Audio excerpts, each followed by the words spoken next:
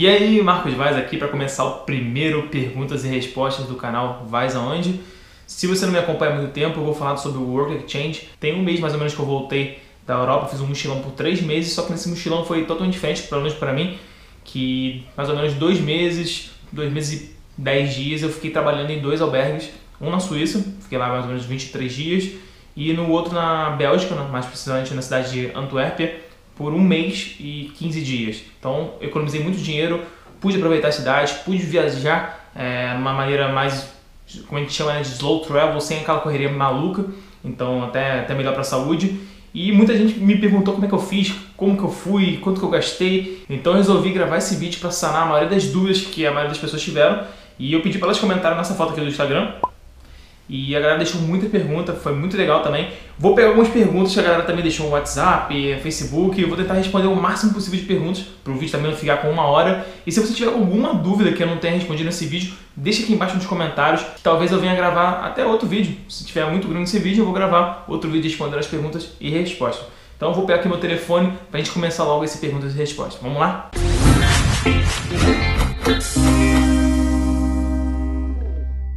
Então, respondendo aqui a primeira pergunta do @AlinePaletsky, vou deixar aqui embaixo que é mais fácil, não sei falar os sobrenomes aqui bem estranhos.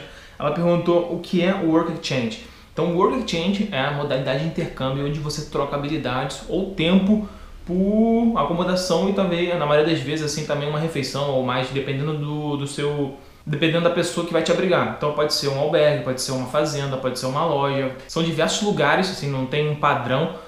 E também não tem um padrão que ele vai te oferecer. No mínimo ele vai te oferecer um lugar para você dormir. Então vale você pesquisar bastante. Esse eu fiz pelo Worldpackers, mas também existem outros sites que você consegue achar inúmeras oportunidades, como Workaway, Wolf, Helpex. Mas eu fui na Worldpackers, talvez eu grave um vídeo também explicando se vale a pena usar o Worldpackers, qual a vantagem de usar o Worldpackers e o Workaway. A segunda pergunta é da Paty Moreno 8. Ela perguntou se no Brasil tem algum assim.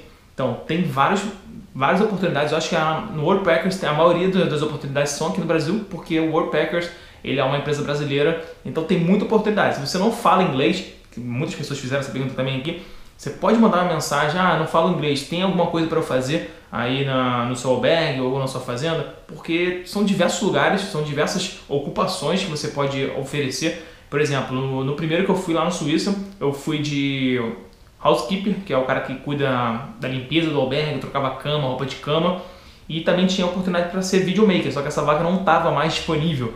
Então eu falei, cara, eu tenho que ir para a Suíça, eu já estava lá na Suíça, né, no meu roteiro, e eu não tinha lugar para ficar, eu não tinha dinheiro para ficar esses 20 dias na Suíça, até porque a Suíça é muito cara. Então eu consegui achar essa vaga de housekeeper, e eu falei, cara, vamos assim mesmo, e de lá a gente arruma outra coisa para fazer. Uma outra pergunta aqui do Tentando Conquistar o Mundo, que é: existe um Work Exchange com períodos menores?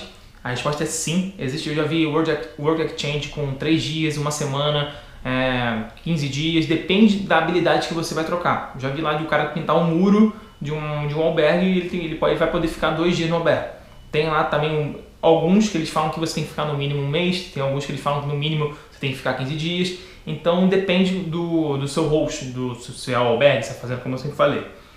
A outra pergunta aqui é: o Wagner Brett fez uma pergunta aqui: qual o gasto médio diário por pessoa em algumas cidades da Europa, o quanto dá para ganhar no Work Exchange e se a grana dá para bancar os passeios pós-trabalho? Então, Wagner, no Work Exchange você não ganha grana, assim, na maioria das vezes, né? No da Bélgica, o cara dava um dinheiro, ao invés de ele dar uma refeição, ele dava um dinheirinho por semana, eu acho, se eu me engano, eram 25 euros, mas pelo Work Exchange, pelo Worldpackers, quer dizer, você não pode dar dinheiro, é sempre moeda de troca, ou é comida ou acomodação. Lá na Suíça, a gente ganhava café da manhã, lá no Balmers da Suíça a gente ganhava café da manhã e também ganhava uma janta de até 12,50 francos. Dava uma refeição mais ou menos, bem tranquilo, não passava fome, e o café da manhã também era bem legal. Na Bélgica, a gente ganhava esse dinheirinho e também sempre tinha uma comidinha, um snack, lá, um cereal pra gente comer no café da manhã. E eu, como sempre falei, a acomodação de graça, já dá para economizar muito dinheiro, porque a acomodação mais ou menos ela é 25 a 30% do custo da sua viagem, fora, juntamente com o transporte, é o que você gasta mais quando você está viajando para o exterior. Mais uma pergunta aqui do Aprendendo a Voar, também @Aprendendo a Voar, perguntou se eu conheci muitas mulheres fazendo Worldpackers sozinhas. E a resposta é sim. Na Suíça era meio a meio, era dividido, metade era homem, metade era mulher. Tinha brasileira, tinha americana, mexicana, essa que eu conheci. E na Bélgica eu não conheci nenhuma menina fazendo, mas eu soube que tinham meninas fazendo antes no albergue que eu estava. Então também acho que não é um complicador, é até legal essa integração, é muito legal. E na Europa é muito tranquilo também, você que é mulher, viajar é muito tranquilo, não é nenhum daqueles países que a mulher tem medo de viajar, então, cara, se joga. E eu aprendendo a voar, eu pergunto mais uma coisa, né? Dá pra arrumar o bico pra ajudar nas coisas? Então, na Suíça eu fiz um bico lá de videomaker, eu fui gravar com a Renata do Suíça Entre Amigos, foi muito legal, foi um dinheirinho extra, foi muito bom pra mim, né? Ainda mais em franco. E você pode estar tentando trabalhar num bar. Por exemplo, um amigo meu estava trabalhando lá no Baumers com a gente na Suíça e ele estava trabalhando no bar. E ele ganhava gorjeta, ele ganhava tips. Tinha dia que ele ganhava 60 francos, tinha dia que ele ganhava 80 francos, tinha dia que ele ganhava 30 francos. Pô, isso é um dinheirinho que você ajuda bastante para você viajar ao entorno. Você pode correr também atrás de trabalhos ilegais, né? Porque teoricamente a gente está com... Teoricamente não, a gente está com visto de turista, então a gente não pode trabalhar legalmente. Mas na Europa tem muito trabalho ilegal, não é até legal eu estar falando isso, né? Mas você consegue aí arrumar, basta você ter disposição e procurar alguém que te empregue aí, ou você tem alguma coisa muito interessante para você oferecer. Mais uma pergunta aqui do Bruno Guilherme e da Ale Serrana, vou botar aqui embaixo mais fácil, né, ficar falando desses nomes. A galera tá perguntando sobre inglês. Tem que saber inglês, qual o nível de inglês necessário? Então, se você for trabalhar num albergue, é interessante você saber pelo menos uma língua. Hoje a língua universal do albergue é o inglês. Então, se você vai trabalhar em outro lugar fora, você tem que falar um pouquinho assim, médio, cara. Não precisa ser aquele inglês fluente, não precisa saber todos os vocabulários, mas você tem que saber, mais do que falar, é saber compreender. Porque as pessoas vão passar as instruções do trabalho que você tem que fazer em inglês. Se você não fala, como é que você vai ficar? Só na mímica não dá. Mas se você for para um outro lugar, que, assim, uma fazenda, que você não precisa trabalhar com o público, você vai fazer um trabalho mais braçal, ou trabalhar na fazenda... catando fruta, outra coisa assim, uma habilidade que você não precisa interagir com o público, talvez o inglês fluente não seja necessário. Lá na Bélgica eu falo inglês não sim proficiente, mas falo bem legal, e o meu espanhol também bem básico, assim, para intermediário.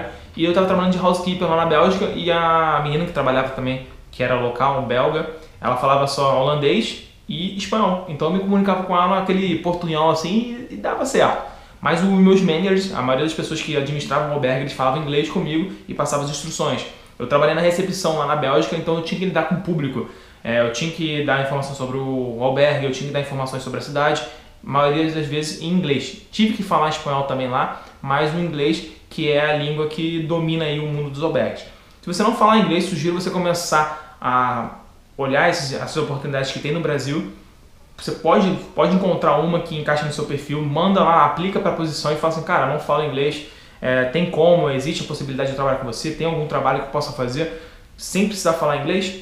Então essa é a minha dica se você não fala inglês. E se você não fala inglês e você quer conhecer o mundo, cara, pelo amor de Deus, começa logo a aprender, sei lá, dá um jeito de aprender inglês. Você pode aprender inglês com Duolingo, tem vários cursos na internet de graça para você aprender. Vou deixar um link aqui embaixo também, na descrição, tem aí para você fazer um teste de inglês, para ver como é que tá o seu inglês. Então inglês para mim é a habilidade mais importante que você tem que ter para trabalhar em qualquer lugar do mundo e sair do Brasil com mais conforto, passar menos perrengue, né? Respondendo aqui também o amigo Alexandre Abreu, mais conhecido como Mirão, ele perguntou se eu curti. Cara, eu curti demais, principalmente lá no Baumers, que a cidade era muito mais assim, de aventura, né? Tinha muita coisa para fazer, muita coisa que você podia fazer de graça e o tempo estava perfeito.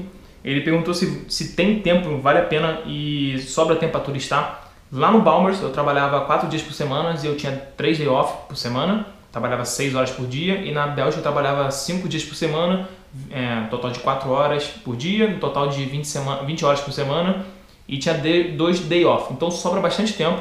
Na Bélgica eu consegui conhecer vários países, porque a Bélgica é bem central, então eu pegava o trem, eu fui para Holanda, fui para cidades também, própria Bélgica, né, Ghent, Bruxelas, Bruges, conheci bastante ali. E fica bem mais fácil quando você está numa região central. Na Suíça eu fiquei mais em Interlaken mesmo, eu não saí de Interlaken nesses 20 dias, até porque eu já tinha conhecido um pouco a Suíça com a amiga minha. Também porque em Interlaken tem várias atividades, então um dia eu estava fazendo bungee jump, outro dia eu fui lá no Top of Europe, outro dia eu fui no Peace Gloria, então tinha muita atração na própria cidade.